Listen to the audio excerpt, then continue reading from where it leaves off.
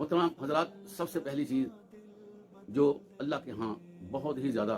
नापसंदीदा है और अल्लाह ताला ने उसके बारे में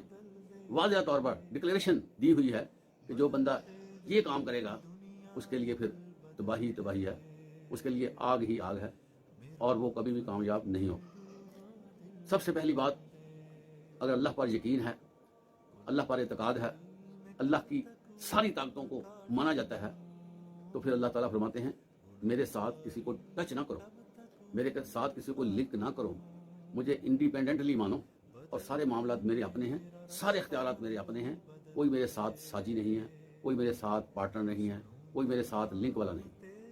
हज़रात गिरामी, बड़ी मशहूर आया है, इन्नल्लाह ला यग़फिरु अन युश्रिका बिही व यग़फिरु मा दूना ज़ालिक लिमन यशा। अल्लाह ताला फरमाते हैं यकीनन बेशक मैं माफ कर दूंगा जिसने शिरक ना किया हो,